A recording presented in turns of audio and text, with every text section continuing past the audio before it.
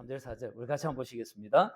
찬송하리로다. 하나님 곧 우리 주 예수 그리스도의 아버지께서 그리스도 안에서 하늘에 속한 모든 신령한 복을 우리에게 주시되 그 창세전에 그리스도 안에서 우리를 택하사 우리로 사랑 안에서 그 앞에 거룩하고 험이 없게 하시려고. 아멘. 아, 오늘 우리 설교 제목이 주제목입니다. 인간을 향한 하나님의 디자인, 하나님의 계획, 그런 주제의 말씀을 다시 좀 나누겠습니다. 계획하지 않고 집을 짓지 않죠. 어, 계획하지 않고 집을 짓지 않는 것처럼 디자인하지 않고 창조할 수는 없습니다. 계획하지 않고 창조할 수 없습니다. 하나님은요, 계획하시는 가운데 세상을 창조하셨습니다. 하나님은요, 디자인을 하신 가운데 세상을 창조하셨습니다. 그렇듯이 인간도요, 하나님께서 디자인을 하셨습니다. 요즘 이런 말이 있습니다. 겟메이라고 하는 분이 이런 책을 썼는데요. 디자인하지 않는 디자이너라고 하는 책을 썼습니다. 디자인하지 않는 디자이너. 이게 말이가 똥인가, 말인가 빵인가 모르겠는데, 디자인하지 않는 디자이너. 이런 책을 썼어요. 요즘 이렇게 좀 모호하게 해야 이 뭐지? 그래서 이렇게 요즘 광고 몇십 년부터 그랬죠. 광고의 이제 트렌드가 모성이잖아요. 그래서 모호하게 해가지고 이게 뭐야? 이게 뭐야? 이러면서 사람 관심 가지고 만드는. 그래서 그런지 모르겠지만 이분이 디자인하지 않는 디자이너라고 하는 책을 썼습니다. 이 사람은요, 나는 새로운 것을 디자인하지 않습니다. 다만 오래된 것의 가치를 디자인할 뿐입니다. 이분이 이런 말을 하십니다. 그래서 책 제목을 이렇게 적은 요즘 시대를 뭐라고 이야기하냐니까 메이크, 브레이크, 메이크 이런 시대라고 한답니다. 디자인계에서는. 그러니까 만들고 깨부시고 만들고 이런 것의 연속이 이제 이 시대의 디자인의 트렌드라고 이야기를 하는 것이에요. 이런 시대에 이분은 그런 거예요. 나는 더 나은 무엇을 하기 위한 디자인보다 또 다른 것을 소비하기 위한 이 시대, 메이크, 브레이크, 메이크하는 이런 디자인 트렌드 이 시대에 나는 반기를 든다. 그래서 나는 그러지 않겠다라고 이분이 한 거예요. 그러면서 지은 책이 디자인하지 않는 디자이너라고 하는 책을 쓴 거예요. 그러고 보면 이분은 또 다른 또 하나의 디자인을 사실은 선포한 것입니다. 또 다른 디자인. 그러니까 가만히 보면요. 디자인을 하지 않는, 계획하지 않는 그 어떤 것은 없다는 말입니다. 하나님도요, 우리를 계획하셨습니다. 디자인하셨습니다. 디자인을 하려고 하면 목적을, 계획을 한다라고 하는 것은 어떤 목표를 갖고 있습니다. 목적을 갖고 있습니다. 하나님께서 우리를 디자인하시면서 목적하신 바는요, 우리로 하여금 복 주시기 위해서. 창세전부터 우리에게 복 주시기 위해서 디자인을 하나님께서 하신 것입니다. 그래서 오늘 본문에 에베소서 1장 3절 4절 한 번 더 보시죠. 1장 3절 4절 앞에 한번 보시면요. 제가 저렇게 정리를 해놨습니다. 한번 보시면 저렇게 되어 있는 거예요.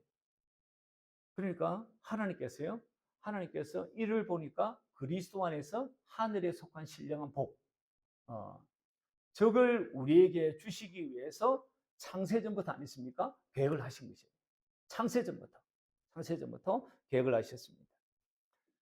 저 신령한 복을 우리에게 창세전부터 주시기 위해서 계획하시고 난 다음에 어떻게 과정을 밟아가지고 우리에게 복을 주시는가를 또 사절에 친절하게 적어놓은 거예요.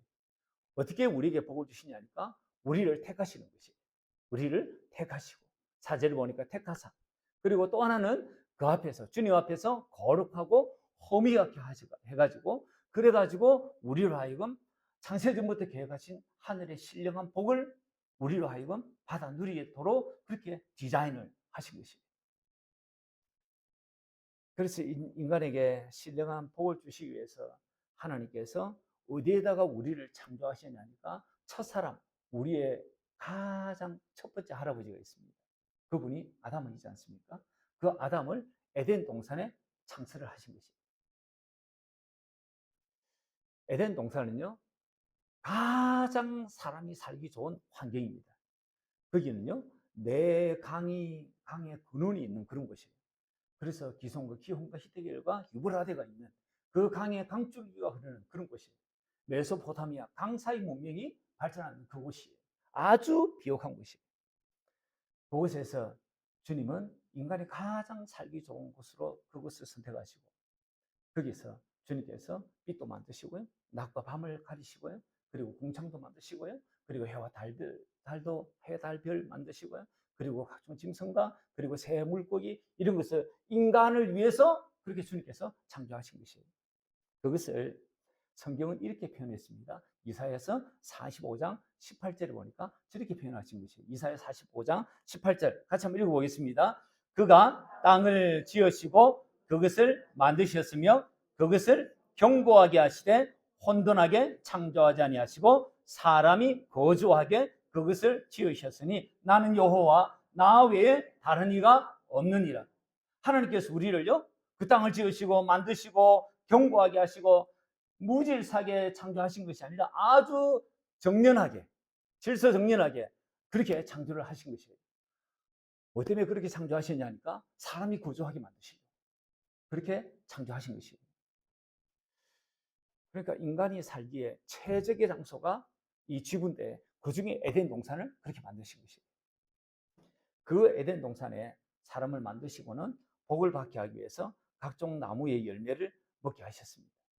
특히 각종의 나무 열매를 먹게 하실 때 동산 중앙에 있는 두 나무가 있습니다. 하나는 사람들이 다 선악과를 워낙 강조하니까 선악과만 있는 줄 알아요. 생명나무가 있습니다. 성경은 먼저 생명나무가 있다고 이야기를 해요. 생명나무. 그리고 또 하나가 있습니다. 선악을 알게 하는 나무가 있었던 것이에요. 그래서 먹을 것과 먹지 말 것을 그렇게 주신 것입니다. 그런데 문제가 생겼습니다. 임의로 먹어야 할 생명나무, 그리고 임의로 먹지 말아야 할 선악을 알게 하는 나무. 선악을 알게 하는 나무, 지 맘대로 먹어서는 안 되는데, 임의로 먹어서는 안 되는데 지 맘대로 그렇게 먹은 것이에요. 먹지 말라고 하셨을 때는 주님께서 나중에 먹을 때가 있을 텐데 지금 먹지 말라고 이야기를 하신 것이에요. 그럼 먹지 말아야 하는 것이에요, 선악과는. 근데 그것을 지 임의로 그렇게 우리 할아버지 아담이 따먹은 것이에요. 하나님의 원계획은요, 생명나무를 먹고 생명이 충분히 자란 다음에 선악을 알게 하는 나무를 먹어가지고 선이 뭔지 악이 뭔지를 딱 분별하게 해가지고 영원히 살게 하는 것이었습니다. 그런데 아담과 하와가 이것을 먹어버린 것이에요. 하나님의 계획이 틀어져 버린 것입니다. 그래서 에덴 동산에서 쫓겨난 것이에요. 이거 여러분 다 아는 것이죠. 네. 지금 제가 여러분이 알고 있는 것을 제가 지금 한 번대로 이야기를 하는 것이고요. 그리고 여러분에게 정리하지 못한 것을 지금 제가 정리하는 시간을 딱딱 가지는 것입니다. 정리를 딱딱 이렇게 할 때에 우리가 하나님에 대한 이 신지식, 진리에 대한 지식이 선명해집니다. 모호하면요, 진리에 대해서 모호하면요, 구원에 대해서도 모호해집니다. 그래서 진리에 대해서 선명하게 가지고 있어야 합니다. 그래서 지금 제가 정리를 하면서 여러분에게 수납 정리를 지금 딱딱 이렇게 해주는 게 수납 정리를 지금. 예, 제가 지금 그러고 있는 거예요. 그러니까 하나님의 원래 계획은요, 창세기 3장 21절 그게 보면요, 이거 우리 그냥 지나치는 말씀인데요. 한번 찾아볼래요? 창세기 3장 21절입니다. 창세기 3장 21절 이거 그냥 우리 지나치는 말씀인데요. 이거 사실은 굉장히 중요한 말씀입니다. 창세기 어디 있는지 모르시는 분 없으시죠? 창세기 우리 3장 21절.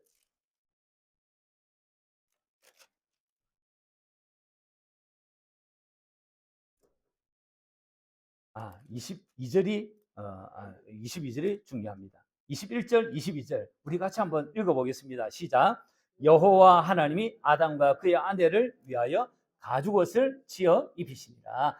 여호와 하나님이 이르시되 보라, 이 사람이 선악을 아는 일에 우리 중 하나같이 되었으니 그가 그의 손을 들어 생명나무 열매도 따먹고 영생할까 하노라 하시고, 그러니까 생명나무 열매를 따먹으면 영생하는구나, 이걸 이제 알게 되는 본문입니다. 이걸 사람들이 그냥 휙하니 그냥 넘기는 경우들이 많아요.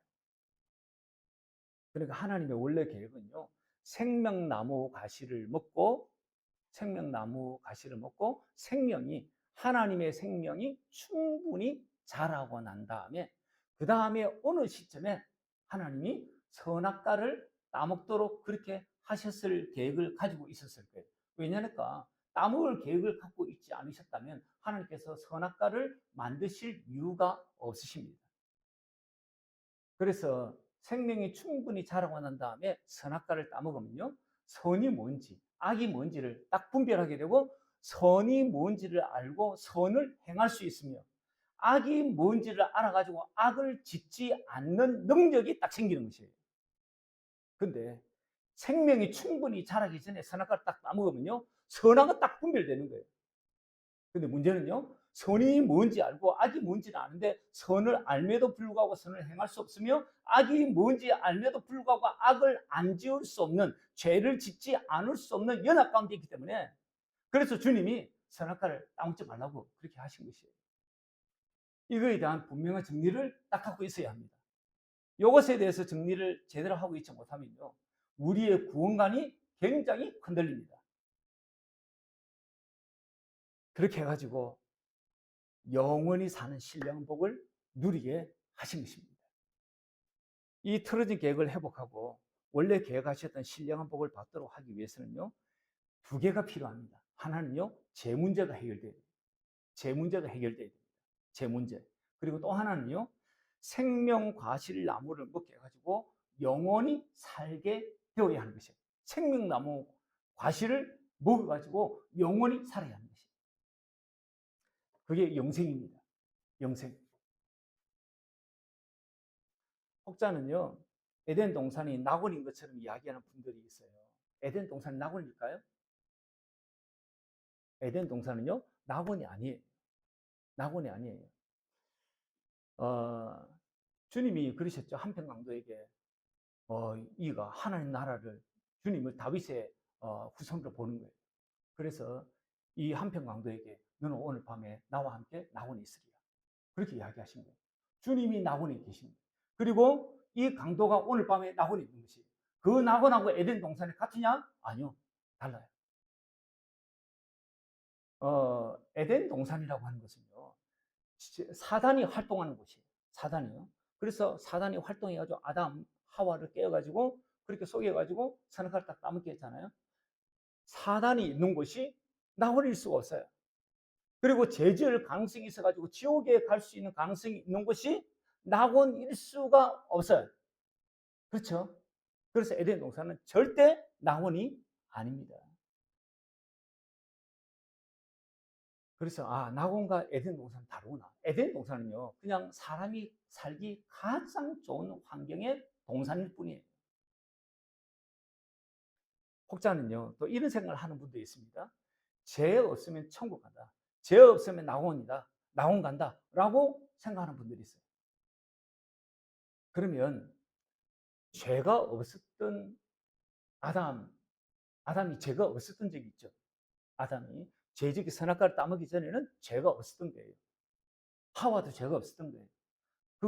그놈이 꼬드기 가지고 선악과를 따먹기 전에는 그들은 죄가 없었어요.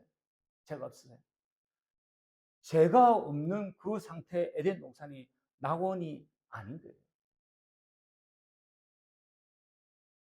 제가 만약에 이제 만약에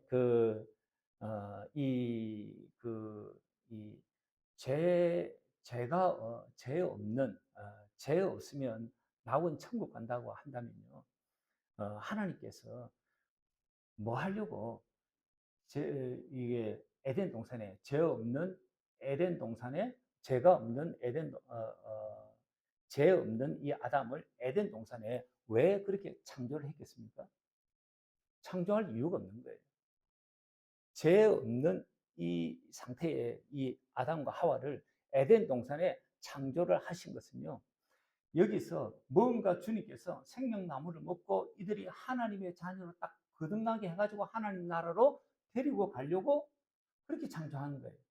그런데 이들이 따먹지 말라고는 선악과를 따먹는 바람에 짓지 않아야 될 죄까지 지은 거예요. 죄까지.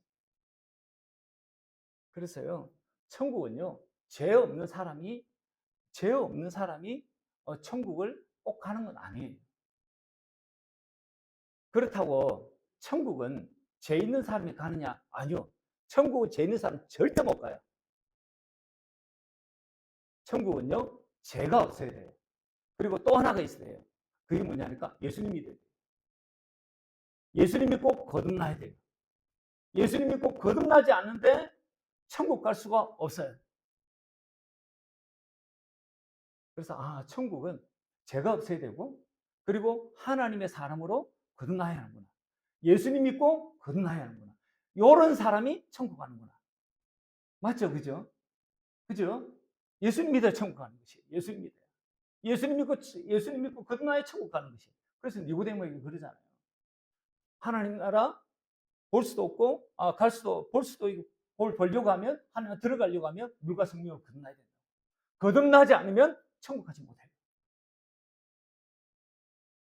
다시 제가 아담 이야기를 좀 하겠습니다. 아담이 죄를 짓자 죄 문제가 크게 생겨버렸습니다. 그래서 이 죄 문제를 해결하기 위해서 하나님이 하신 조치가 있는데 그게 바로 구세주를 보내주시는 거예요.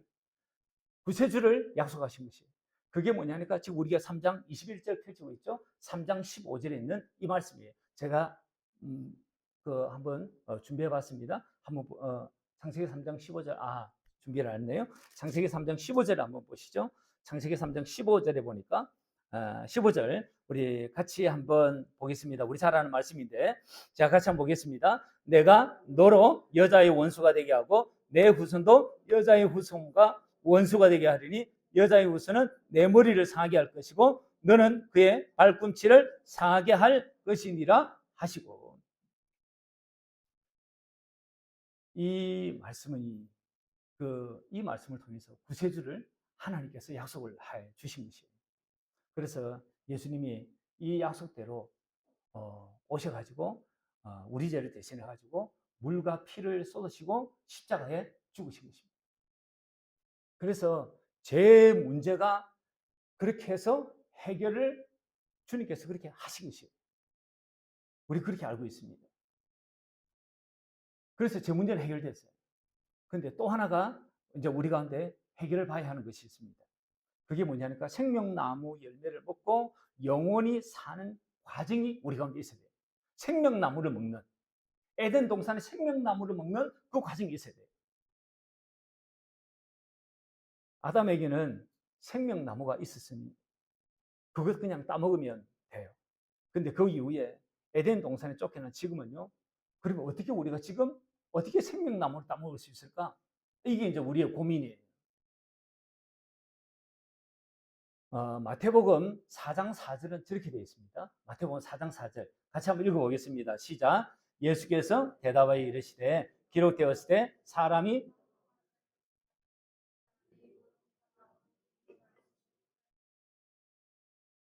네, 마태복음 4장 4절의 말씀입니다. 저 말씀은요. 신명기 8장 3절의 말씀을 그대로 옮겨와가지고 예수님께서 그렇게 인용하신 말씀이에요. 원래는 신명기 8장 4절에 있는 8장 3절에 있는 그 말씀입니다. 그 말씀을 그대로 예수님께서 인용해가지고 사단에게 시험 받으시면서 사단에게 했던 말씀이에요. 저기를 보면 우리에게는 두 가지 양식이 있구나라고 하는 것을 보게 됩니다.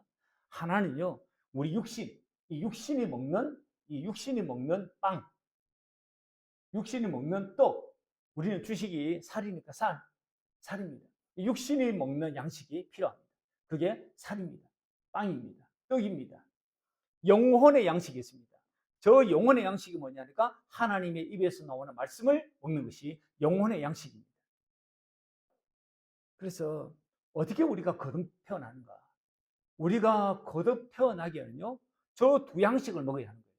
하나는 밥, 만날 첫날 먹는다, 그죠? 그래, 밥을 먹어야 돼요. 밥 먹지 않으면요, 육신은 건강하지 않아요. 그래서 우리 그거 먹어야 됩니다.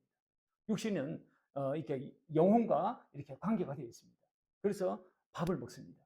근데 또 하나 우리가 먹어야 되는 게 있는데, 하나님의 입에서 나오는 말씀을 우리가 먹어야 하는 것입니다. 저것을 먹어야 우리가 거듭 태어나가지고 하늘의 신령한 복을 약속하셨던 그 복을 우리가 받아 누립니다. 이거 우리가 이미 듣고 온 말씀입니다. 지금 제가 정리를 잠깐 하고 있는 것입니다. 근데 사람들이 하나님의 입에서 나오는 말씀을 듣기 싫어요. 하나님의 입에서 나오는 그 음성을 듣기 싫어요. 그래서 듣지 않습니다. 그게 불순종의 역사입니다. 아담도 그랬고요. 그 이후에 노아 시대가 되자 죄악이 걷잡을 수가 없는 거예요. 사람이 항상 생각하고 하는 행동들이 다 악한 거예요. 그래서 하나님께서 사람 지으셨음을 후회하시고 이 인간들 다 싸그리 없애야 되겠다. 그래서 물로 다 심판하신 거예요. 그 가운데 의로운 사람 한 가정이 있었습니다. 노아 가족입니다. 그래서 노아 가족을 통해서 하나님의 계획을 이어가십니다. 노아 시대와 아브라함 시대의 차이는 한 500년 정도의 갭이 있습니다. 노아 시대가 지나고 아브라함 시대도 지나고 아브라함 시대부터 또 모세 시대까지가 한 500년 정도의 이 갭이 있습니다. 모세 시대가 되자 율법이라고 하는 것을 주님이 주십니다. 이 이스라엘 백성들에게. 율법에 대한 세부 조항은요, 레위기에 잘 나타나 있는 거예요. 그 율법을 우리가 이제 구분하기를 하나는 제사법, 의식법이라고 하는 것이고, 또 하나로 구분하기를 도덕법, 십계명이 잘 나타나는 도덕법이라고 하고, 또 하나로 구분하기를 우리는 시민법, 그리스도 하나님의 백성들 간에 서로 지켜야 할 법, 그걸 뭉뚱그려 놓은 것이 율법입니다. 그 율법을 지키면 복을 받을 것이고, 율법을 지키지 않으면 저주를 받을 거다. 주님께서 말씀을 해 주십니다. 그래서 순종할 때 어떤 복이 있냐니까 저런 복이 주어진다라고 이야기를 한 거예요. 순종에 대한 복을 26장 3장 3절에서 12절까지 있는데요. 저 네 가지 우리 같이 한번 읽어보겠습니다. 시작.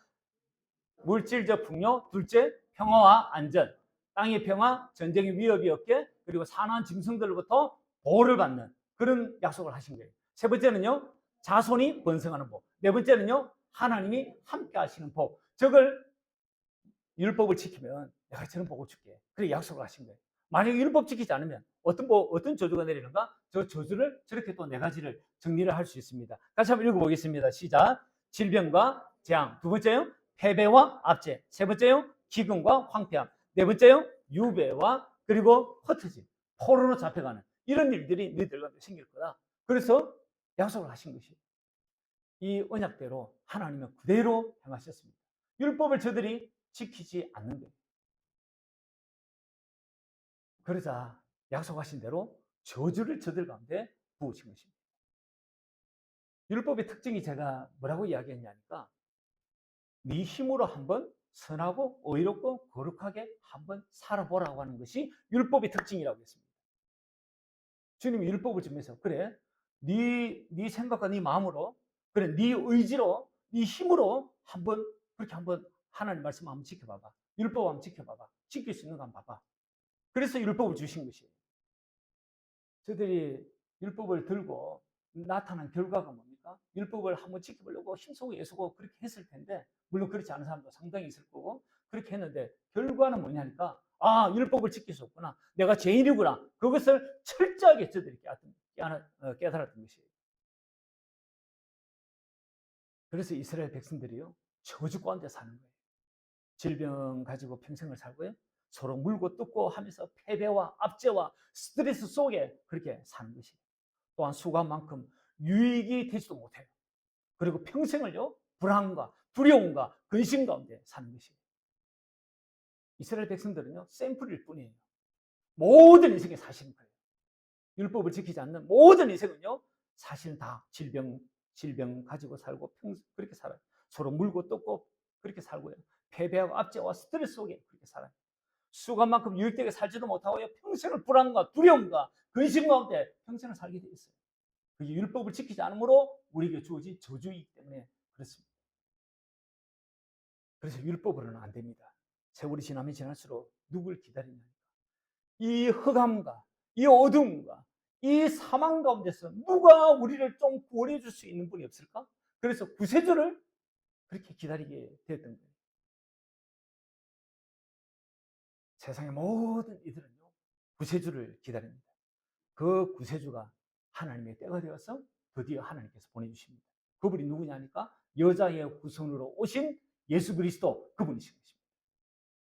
이 구세주 예수님의 입에서 나온 말씀, 이 말씀으로 거듭 태어납니다. 이 구세주 예수님요, 이 구세주 예수님은요, 참 하나님이시기 때문에 그렇습니다. 참 하나님이시라고 뭐라고 어디에 되어 있냐니까 요한 1서에 저렇게 나와 있습니다. 같이 한번 읽어보겠습니다. 시작. 또한 우리가 참된 자 곧 그의 아들,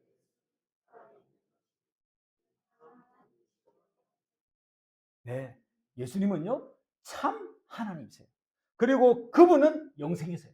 아들이 있지 않고서는, 아들이 우리 마음 가운데 있는 사람은 영생, 아들이 없는 사람은 영생 절대로 못 얻습니다. 예수님 자체가 영생이기 때문에 그렇습니다. 그래서 예수님이 살아생전에 이런 말씀하셨습니다. 요한복음 10장 27절에 보니까 내 양은 내 음성을 들으며 나는 그들을 알고 그들은 나를 따르느니라. 주님의 양은요, 주님의 음성을 들어요. 근데 지 양이 아닌 사람은, 주님의 양이 아닌 사람은 음성을 듣지 않습니다. 그렇게 성경이 요한복음 10장 27절에서 말씀을 하고 있는 것이에요. 그래서 주님의 음성, 하나님의 입에서 나오는 모든 말씀을 들어야지 거듭 태어납니다. 아무리 도닦아도 절대로 거듭나지 않습니다. 주님의 입에서 나오는 말씀, 그 말씀을 들어야지 거듭나는 것입니다. 그 말씀은요, 절대 성경을 벗어나지 않습니다. 성경 안에서 주님이 창세기에서부터 계시록에 이르기까지 주님이 그 안에서 말씀하세요. 그 안에서 하시는 주님의 말씀을 들어야지. 그래야 거듭 태어납니다. 그것을 베드로전서 1장 23절에서 뭐라고 했냐니까 저렇게 표현을 한 것입니다. 베드로전서 1장 23절 같이 한번 읽어보겠습니다. 시작. 너희가 거듭난 것은 썩어질 씨로 된 것이 아니요 썩지 아니할 씨로 된 것이니 살아있고 항상 있는 하나님 말씀으로 되었느니라. 살아있고 항상 있는 하나님 말씀으로 우리가 거듭나는 것이에요. 그래서 이 기록된 말씀이 아니구나. 이 암송하는 말씀이 아니구나. 항상 살아있고 항상 있는 그 말씀. 그러니까 말씀이요, 포토포토 살아있는 것이에요. 지금 제가 한 이 소리, 지금 제가 입으로 하는 이 소리가 살아있는 소리인 거예요. 살아있는 말인 거예요. 주님도 당신의 입으로 지금 살아있는 이 말씀을 하는 것이에요. 이 음성을 들어야 사는 것이에요. 제가 요즘 하는 목회는요, 제가 제 이야기 좀 하겠습니다. 사람 수에 목매는 목회 제가 하지 않습니다. 제가 요즘 하는 목회는요, 변화에 초점을 맞춘 목회를 합니다. 개척을 하면서 제가 나름대로 9개월차 시절에 제가 이제 앞으로 이제 목회를 제가 개척하려고 있거든요. 개척을 하면 어떤 양육 프로그램을 갖고 있어야 되는데 어떻게 하면 하나님의 사람으로 만들지? 그에 대한 양육 프로그램에 대한 고민들이 목회자 가운데 다 있습니다.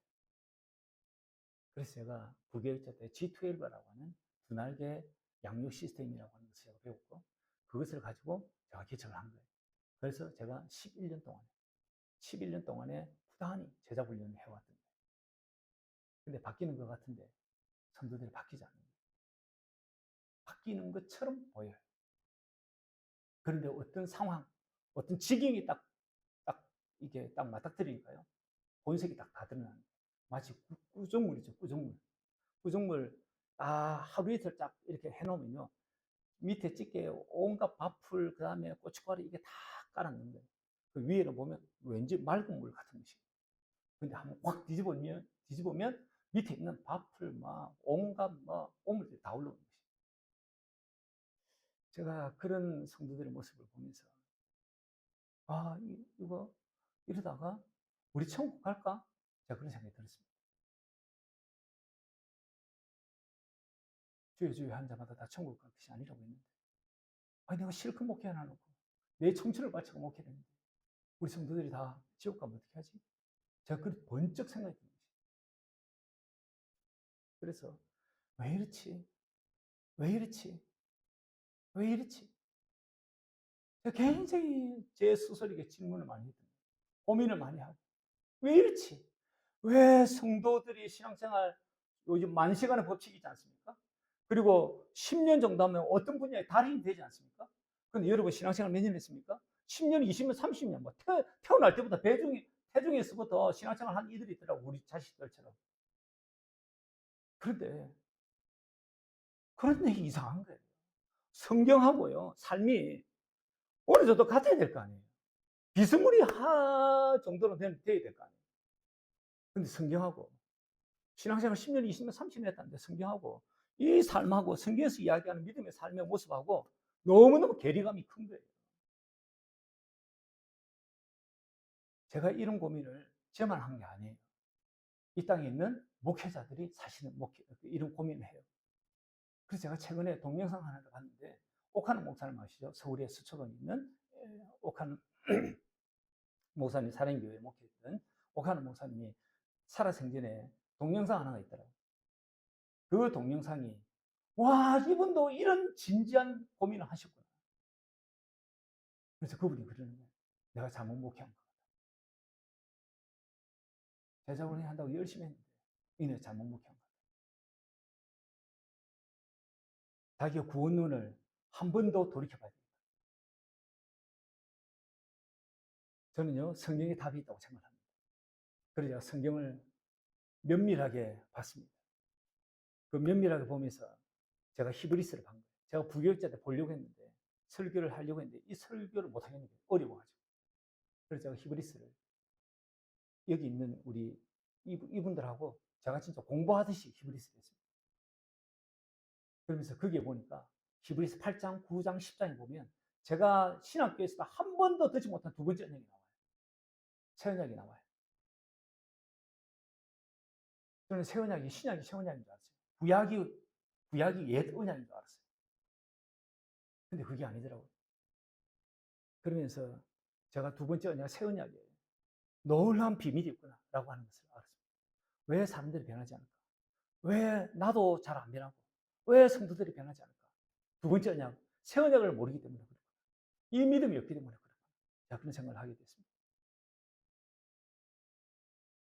이 두 번째 언약, 새 언약은요, 히브리스만 사실 나오는 게 아니에요. 갈라디아서 우리가 지금 계속 보지 않습니까?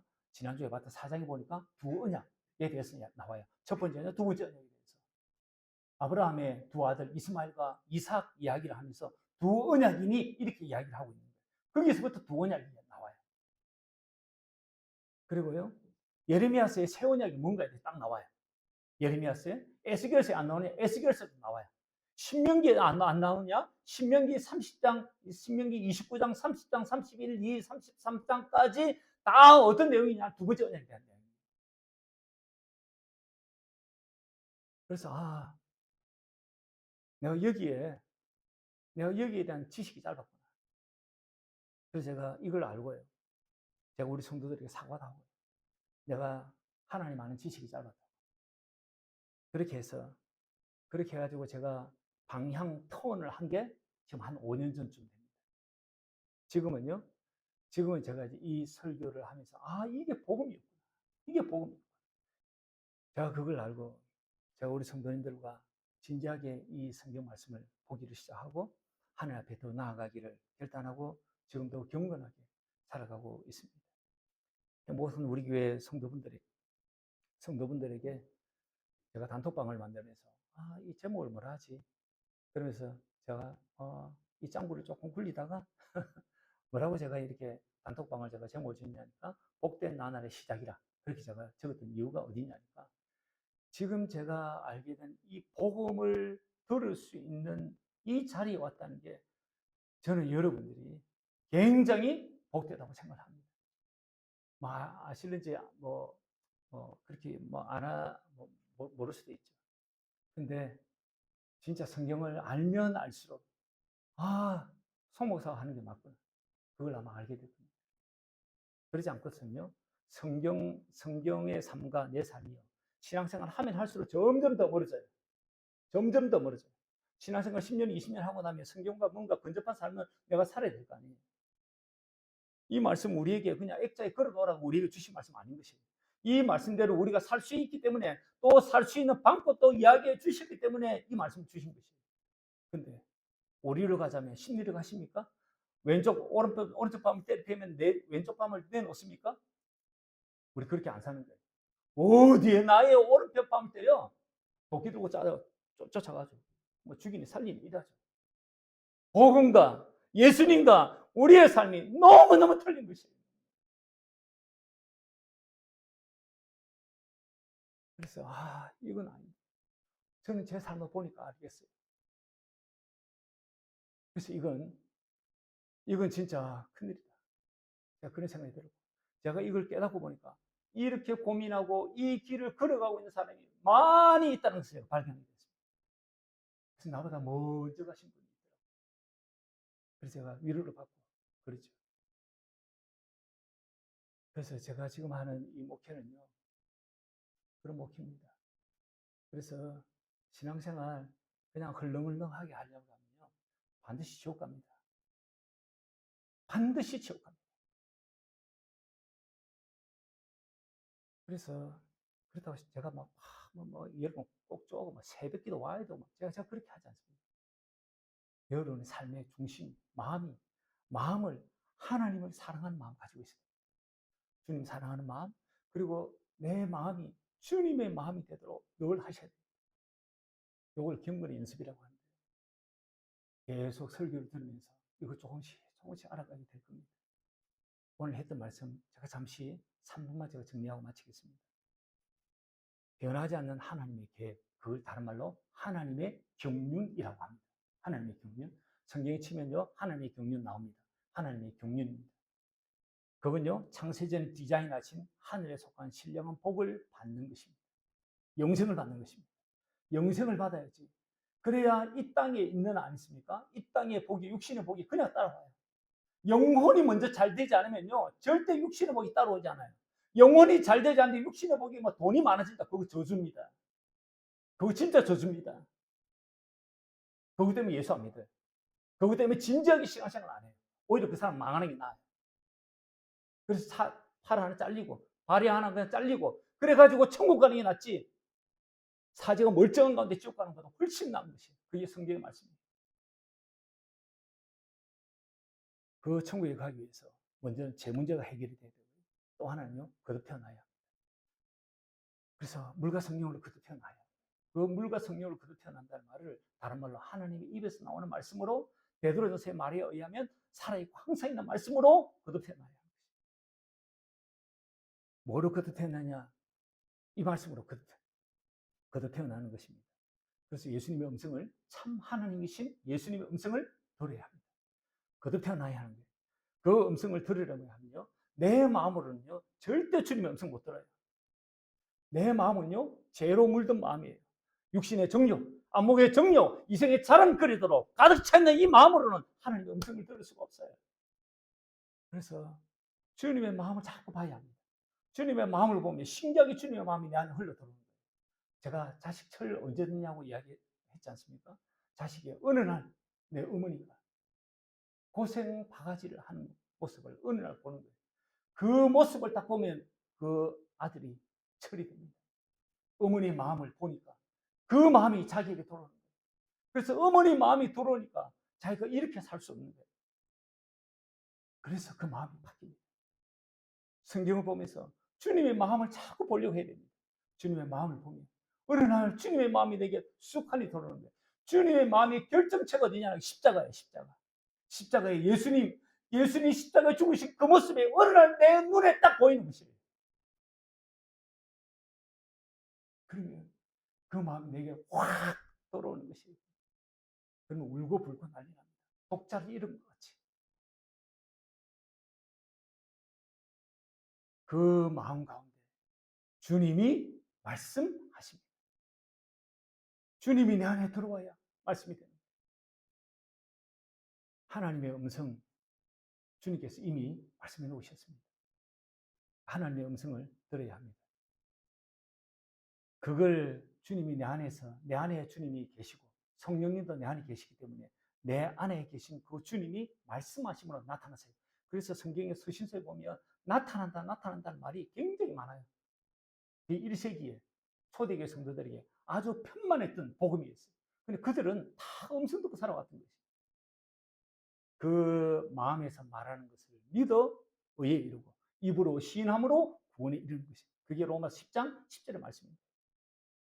바라기는 이 은혜와 축복이 저와 여러분과 함께 있기를 주의 이름으로 축원합니다.